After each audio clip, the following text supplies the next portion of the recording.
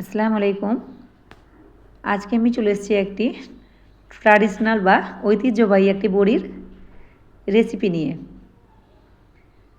দেখতে পাচ্ছেন আমি কতগুলো বড়ি দিয়েছি। এই শীতকালে কিন্তু বড়িটা আমরা দিই, প্রত্যেকেই দেয় শীতকালে। ছাদের উপর দিয়েছি বড়িগুলো, কত সুন্দর হয়েছে বড়িগুলো দেখতেই পাচ্ছেন।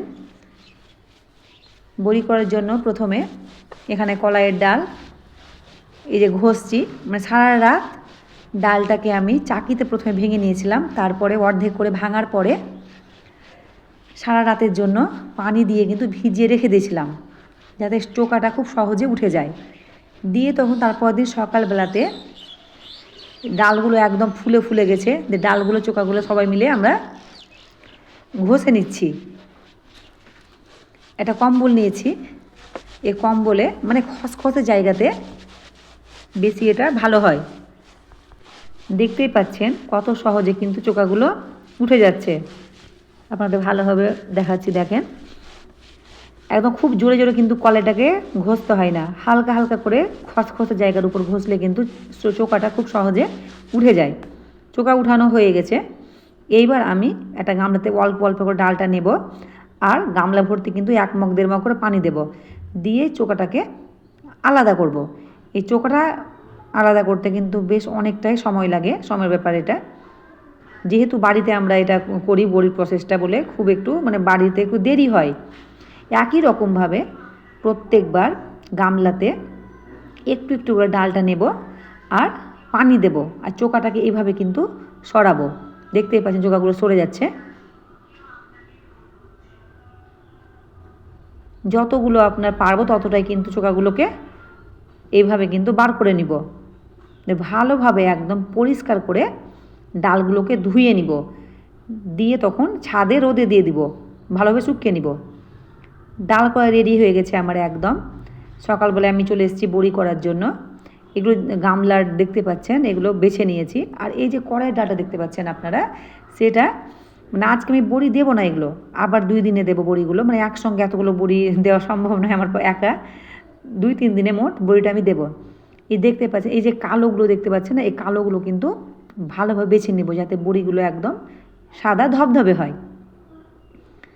কালো একটাও রাখি না বড়িতে, যাতে বড়িগুলো ভালো হয়, দেখতেও ভালো লাগে, খেতেও ভালো লাগে। আর এখানে যে গামলাটা নিয়েছি, সে ডালটার কি হয়েছে, ডাল মানে কালোগুলো সবাই বেছে নিয়েছি। কালো বলতে যে চোকা ওঠার সময় কিছুটা ডাল মানে থেকে যায়, মানে কলাই চোকা ওঠানো সম্ভব হয় না, তখন ওগুলোকে আমরা আলাদা করে বেছে নিই, দিয়ে খুদের বড়ি দিয়ে দিই কলাইগুলোকে বেছে নিয়ে। এই ডালটাকে আমি এবার মিক্সিতে ভালোভাবে গুঁড়ো করে নিব, তবে একদম যে আটার মতো পেস্ট ওরকম গুঁড়ো করব না। এই যে বেছে নিয়েছি দেখতে পাচ্ছেন কলাইগুলো দিয়ে, এবার সেই যেমন সুজি হয়, যেমন একটু খড়খড়ে টাইপের যেমন হয়, ওই রকমভাবে কিন্তু আমি ডালটাকে গুঁড়ো করব। আর যদি খুব একদম মিহি করে দিয়ে আটার মতো, তাহলে বড়িগুলো খেতে কিন্তু একদম ভালো লাগবে না, আটা আটা মনে হবে, আর খড়খড় করলে ভালো লাগে। যে মিক্সিতে দিয়ে দিলাম, মিক্সিতে একবার দেওয়ার পরে প্রথমে কিন্তু আমি একবার চামচ দিয়ে নাড়বো, আবার ভালোভাবে দেবো যাতে গোটা না থাকে। আবার দিয়ে দিলাম মিক্সিতে। এইভাবে কিন্তু আটাগুলোকে বড়ির করে নিব খড়খড়া টাইপের। কত সহজে হয়ে গেল। তাহলে আমার আটা করা হয়ে গেছে, দেখতে পাচ্ছেন। এবার ছাদে চলে যাব বড়ি দেওয়ার জন্য।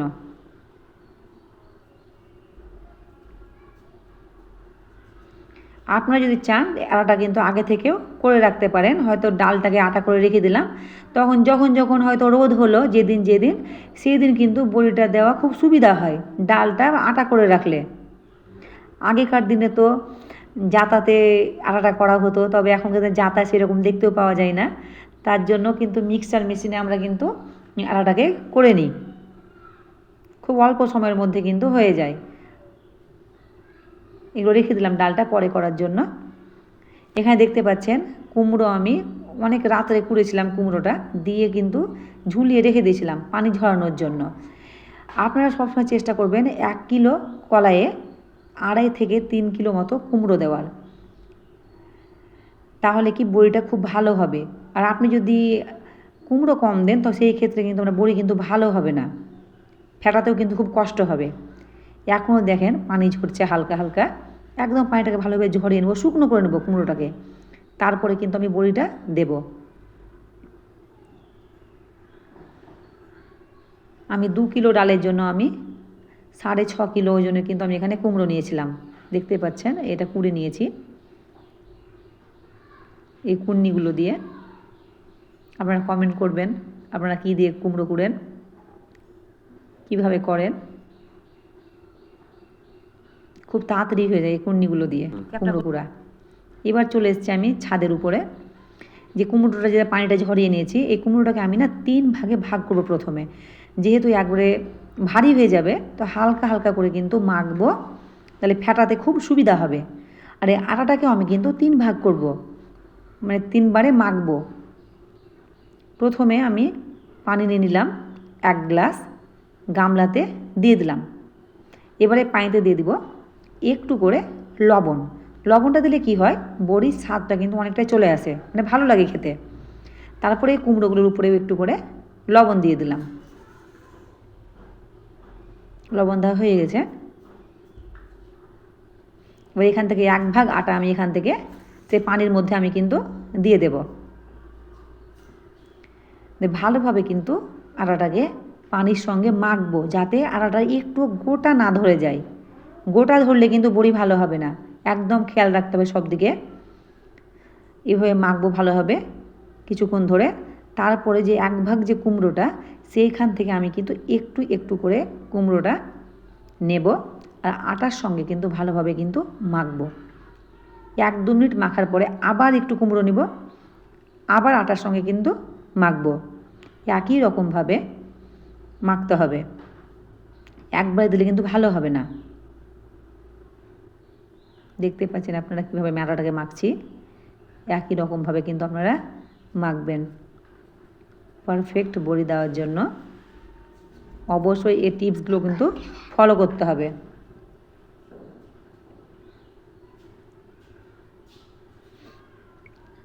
তারপরে আমি এখানে একটা বড় বাটিতে বা গামলায় পানি নিয়ে নিয়েছি। এবার আমাকে যেহেতু আটাটা একটু হালকা করতে হবে, তার জন্য এই পানিতে আমি কিন্তু হাত ডোবাবো, আর এই আটাটাকে বড়ির আটাটাকে কিন্তু ফেটাবো। একবার যে পানি ঢেলে দেবো তা করলে কিন্তু হবে না, বড়ি কিন্তু একদম ভালো হবে না। একই প্রসেসে হাত ডোবাবো আর কিন্তু আটাটাকে ফেটাবো। এইভাবে করতে করতে কি হবে, আটাটা একদম খুব সুন্দর সাদা ধবধবে হয়ে যাবে এবং হালকা হয়ে যাবে। মানে এটা খুব ইম্পর্ট্যান্ট একটা দিক বড়ির। এই আটা কিন্তু ফেটানো যদি ভালো না হয়, কিন্তু বড়ি কিন্তু ভালো হবে না একদম। এইবার আটা ফেটানো একদম আমার রেডি হয়ে গেছে। একটা হাঁড়িতে, বড় হাঁড়িতে আমি নিয়ে নিয়েছি। বড়ি বসানোর পালা। একটা আমি মশারি নেটের উপরে, মানে একটা লোহার নেট যেটা, সেটার উপরে একটা মশারি বসিয়ে দিয়েছি। সেই মশারিতে বড়িগুলো বসাবো। তো বড়ি বসানোর আগে প্রথমে আমাদের একটা চেক করতে হয়, যেটা সেই 1 গামলা পানিতে একটা বড়ি দিয়ে দেখতে হয় যে বড়িটা ভাসছে কি না। যখন দেখবো যে বড়িটা ভেসে উঠেছে, মানে আমার কিন্তু বড়ি আটা ফেটানোটা একদম পারফেক্ট হয়েছে। দেখে নিয়েছি, চেক করা হয়ে গেছে। এইবার আমি সেই মশারির উপরে এক এক করে কিন্তু বড়িগুলোকে বসিয়ে দিব।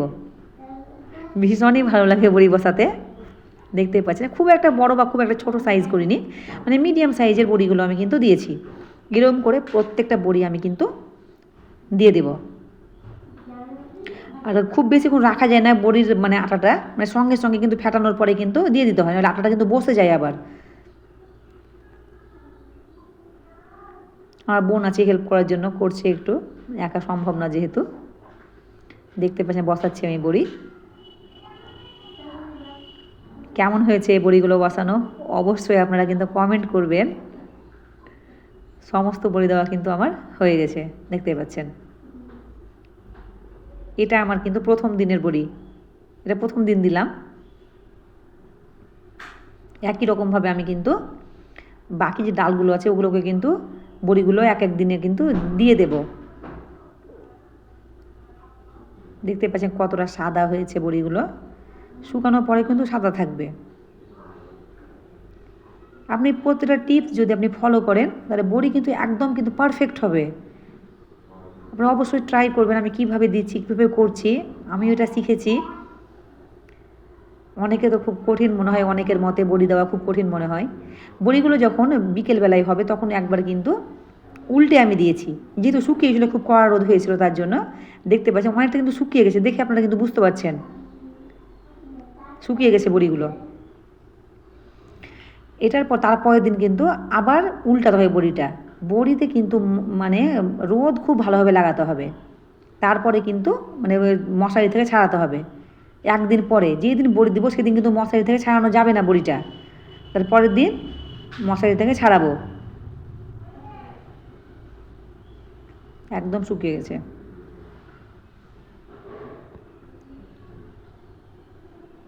এই নেটে দেওয়ার জন্য কি হয়, এই দেখতে পাচ্ছেন যে নেটটা, লোহার নেটটা, ওটা দিলে কি বড়ি খুব তাড়াতাড়ি কিন্তু শুকিয়ে যায়, তাপটা দুই দিক থেকে পাই। এই যে দেখতেই পাচ্ছেন কত সুন্দরভাবে শুকিয়েছে বড়িগুলো, মশারিতে লেগে আছে। এবার একটা একটা করে আমি বড়িগুলোকে কিন্তু মশারি থেকে ছাড়িয়ে নিব। দেখতে পাচ্ছেন কত সুন্দরভাবে কিন্তু ছেড়ে যাচ্ছে, আর বড়িগুলো কতটা সুন্দর হয়েছে আপনারা দেখে কিন্তু বুঝতে পারছেন। একই রকমভাবে বড়িগুলোকে ছাড়িয়ে নিব।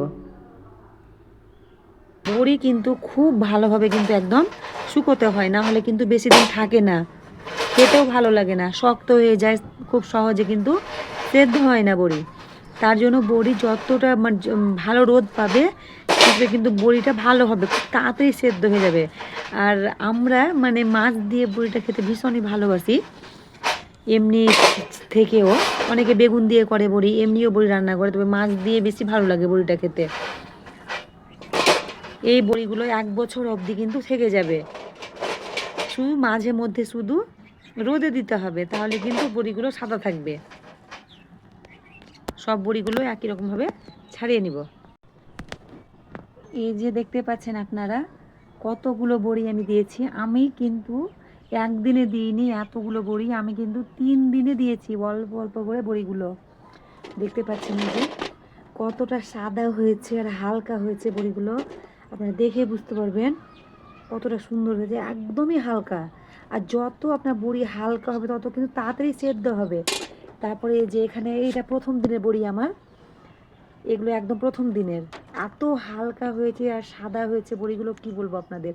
আর দুই দিক থেকে আপনারা দেখতে পাচ্ছেন কিন্তু খুব সুন্দরভাবে কিন্তু শুকিয়ে গেছে, প্রত্যেকটা বড়ি কিন্তু খুব সুন্দরভাবে শুকিয়েছে। রোদটা কিন্তু খুবই প্রয়োজন বড়ির ক্ষেত্রে, নইলে কিন্তু বড়ি গন্ধ হয়ে যায়, একদমই ভালো লাগে না।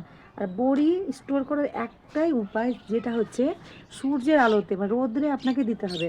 আর এইটা আমার তৃতীয় দিনের বড়ি এগুলো।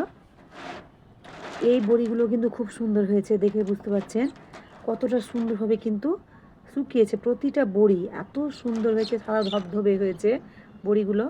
আর এগুলো আপনাদের একটু দেখায়, এগুলো আপনার হচ্ছে খুদের বড়ি যেগুলো বলে না, মানে যে কলাইগুলো ডালগুলো একটু মানে খুদ মানে ভাঙা টাঙা যেগুলো কলাই, বা গোটা কলাই চাকিতে ভাঙতে যাওয়ার সময়, কলাই ভাঙার সময় কিছুটা কলাই গোটা পড়ে যায়, তখন ওই গোটা কলাইগুলো আলাদা করে আমি মানে কালো বড়ি হয় ওগুলোর। আর যেগুলো আমরা ডালটা যেটা বেছেছিলাম, কালো কালো ডাল ছিল ভাঙা, চোখা তোলার পরে কিছুটা ডাল কিন্তু কালো থেকে যায়, সম্পূর্ণ চোখা তোলা সম্ভব হয় না, তখন সে কালো ডালগুলোকে আলাদা করে বেছে নিয়ে সে ডালটাকেও কিন্তু মানে মিক্সিতে ঘুরিয়ে কিন্তু বড়ি দিই, সেটা হচ্ছে তার জন্য এই বড়িগুলো কিন্তু রং কিন্তু কালো হয়েছে। এটা কিন্তু মেনলি বেগুন দিয়ে খায় এই বড়িটা, এই বড়িটা খুব সুন্দর হয়েছে, দেখতে পাচ্ছেন কতটা সুন্দর হয়েছে বড়িগুলো, একদম হালকা, দুই দিক থেকে কত সুন্দরভাবে শুকিয়ে গেছে। এই বড়িটা বেগুন দিয়ে ভীষণই ভালো লাগে খেতে। আপনারা আমার এই ভিডিও, আমার বড়ির ভিডিও কেমন লেগেছে অবশ্যই অবশ্যই কমেন্ট করবেন, জানাবেন কেমন লাগলো। আরও নতুন নতুন রেসিপি দেখার জন্য অবশ্যই কমেন্ট করবেন। আর এই যে বড়িটা, এটা আপনারা মাছ দিয়ে বলুন, বেগুন দিয়ে বলুন, বা এমনি বলুন, মানে যে কিছু দিয়ে কিন্তু বা খেতে ভালো লাগে, এই বড়িটা দুর্দান্ত লাগে। আর প্রথম পর্যন্ত এত টেস্ট হয় এই বড়িটার, কি বলবো। আমার হাজব্যান্ড, আমার বাড়ির লোক, মানে প্রত্যেকে ভীষণ মানে ভালোবাসে বড়ি খেতে। আর আমরা যেখানে থাকি, আমাদের বাড়িটা মানে গ্রাম্য এলাকা যেহেতু, মানে প্রতিটা ঘরে ঘরে কিন্তু বড়ি দেওয়া হয়। আমি আগে জানতাম না বড়ি দিতে, একদমই জানতাম না, তবে এখানে মানে বিয়ের পর এসে একটু একটু করে আমি শিখেছি বড়ি দেওয়াটা, দেখেছি প্রথমে, তারপরে আমি কিন্তু আমার যা শাশুড়ির কাছ থেকে আমি কিন্তু এই বড়ি করাটা আমি কিন্তু শিখেছি। এখন আল্লাহর রহমতে আমি একদম পারফেক্ট বড়ি করতে পারি। আপনারাই বলবেন কেমন হয়েছে বড়িগুলো। একাই একাই খুব কষ্ট হয় বড়ি দিতে, তাই আমার ছোটো বোনকে ডেকেছিলাম, এক একটা হয়তো ফাঁকা হয়ে যায়, শুকিয়ে গেছে খুব ভালোভাবে, কিন্তু শুকিয়েছে। ছোটো বোন আর আমি দুজন মিলে কিন্তু এই বড়িটা আমি দিয়েছি। একা সম্ভব হয়, তার জন্য আমি অল্প অল্প করে 3 দিনে দিয়েছি বড়িটা। তাহলে আমার এই ভিডিওটি যদি আপনাদের ভালো লাগে তাহলে অবশ্যই লাইক কমেন্ট শেয়ার করবেন এবং আমার এই চ্যানেলটিকে সাবস্ক্রাইব করবেন। আবার দেখা হবে, কথা হবে পরের ভিডিওতে।